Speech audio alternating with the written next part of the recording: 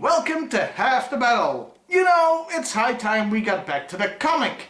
The Special Missions one, in fact. And today we'll be taking a look at Issue 5, Showdown.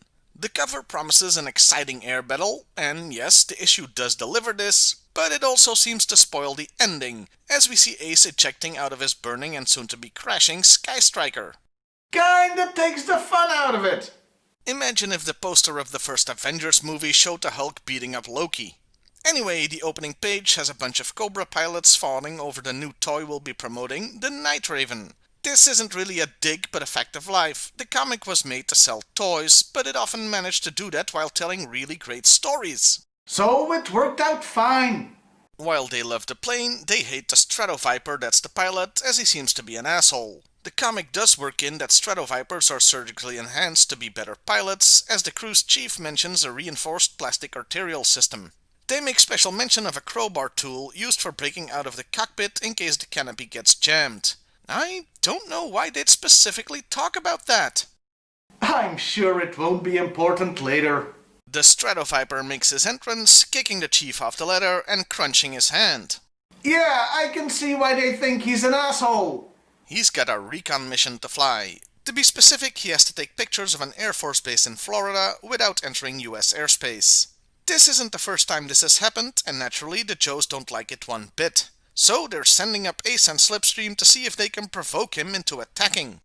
Yeah, the rules of engagement state that Cobra has to attack first before the Joes can strike back. Oh, and interesting to note, Slipstream nor the Conquest jet are on the cover. We also get to meet the US rescue choppers and maintenance crews, counterparts of the Cobra ones, and things are quite a bit different here. It's a very casual and jokey affair, no hands being crunched here. In fact, Slipstream stopped by the hospital last night to check on the chief's son, who was having his tonsils out, since the chief himself had to work on the jet so he couldn't make it.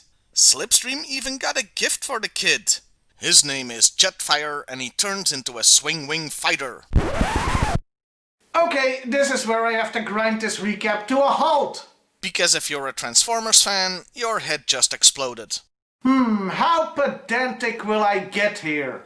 Let's use Goku's hair as a measuring stick. This is obviously not the Autobot Jetfire who transforms into a plane. It's Megatron, leader of the Decepticons, who transforms into a gun. I think this is perfectly reasonable to point out, so normal Goku hair. But wait, there's more! He has the Decepticon logo, but it's painted red like the Autobot logo. It's supposed to be purple. Yeah, we've gone Super Saiyan here. Oh, I'm not even close to being done. We're jumping straight to Super Saiyan 3. Slipstream is presenting the toy in what looks like a shoebox, and he can just take the toy out. What, did he pick it up at a flea market? Yeah, this is really pedantic, but Megatron came boxed in his gun mode, and Jetfire in vehicle mode in case you were wondering. Oh, and this is a comic or cartoon accurate Megatron. The real toy looked nothing like that. It looked quite crap, actually. Hell, he looks like Siege Megatron. Wait, does this mean the G.I.Joe comic predicted show-accurate robot modes decades in advance? Mind blown, man! Okay, pedantic bit over. But there's still the question of why a Transformers toy appears here at all. Well, that's because Larry Hama wanted to establish the Transformers were just a toy line in the G.I. Joe universe. In spite of, or maybe because of, the G.I. Joe vs. Transformers crossover miniseries that had just come out. It may have been his way of saying that didn't count. Though this was all for naught when Transformers Generation 2 debuted in the G.I. Joe comic years later. This wasn't the first time this happened. They established Marvel Comics was a company in the G.I. Joe universe by having Scarlet literally drop in on a guy in a Hulk costume in issue 10 to emphasize G.I. Joe wasn't in the Marvel universe. And as for the Jetfire Megatron mix-up, I'm guessing the artist wasn't that familiar with Transformers and drew the wrong one, since Slipstream would give a toy that turned into a jet. By the way, a few issues later, a reader came up with a no-price answer for the error, saying Slipstream just wasn't that familiar with the toy line, so he got the wrong one.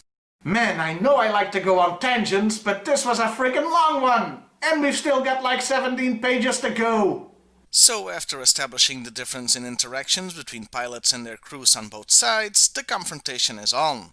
The Stratoviper tries to take his pictures, but Ace gets in the way, photobombing him.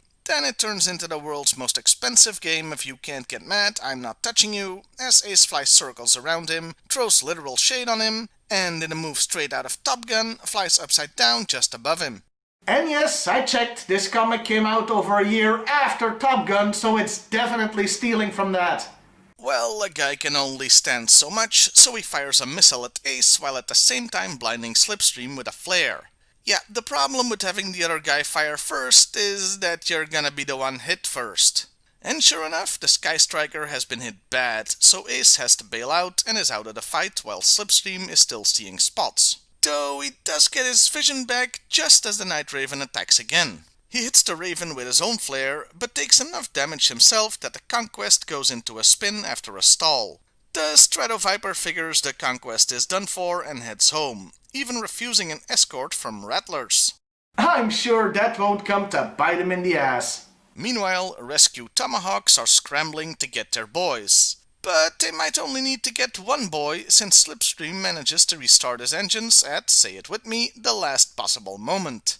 The Stratoviper is unaware of this, since it seems his maintenance crew has done a less than stellar job. I wonder why that could be.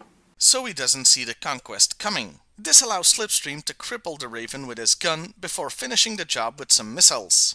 The Stratoviper is gonna try to glide as far as he can back to base, but he will end up in the water, so they scramble the rescue choppers too. Well, scramble may be too strong a word for it. Yeah, since he's such an asshole, the crew doesn't seem to be in too much of a hurry. On the other team, Ace is in a lifeboat with help well on the way. The Night Raven though, now that's going down, and the canopy won't open, so he needs help right the fudge now. The Cobra choppers continue their leisurely pace while Ace does get promptly rescued. So as Ace is getting comfortable, the Stratoviper is getting less so. And this is where that tidbit from the beginning comes back.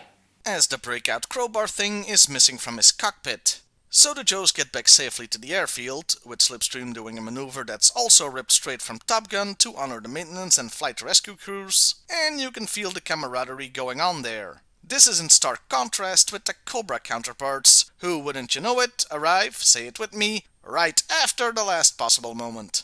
Yeah, dude drowned. And it turns out one of the crew has stolen the breakout tool just before takeoff to get revenge.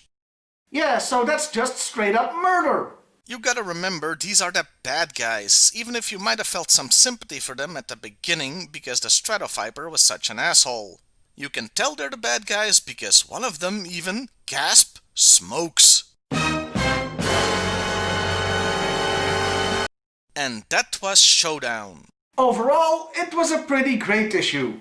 There was some awesome dogfighting action, and it was cool to see some behind-the-scenes stuff with the maintenance and rescue crews on both sides of the aisle.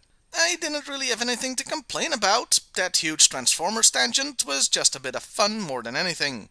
Hell, this little mix-up was the least of Jetfire's problems, as man, that character created a lot of difficulties. Maybe I'll do a Transformers video on that whole thing someday. It's fascinating. But yeah, Showdown is a terrific issue you should definitely check out.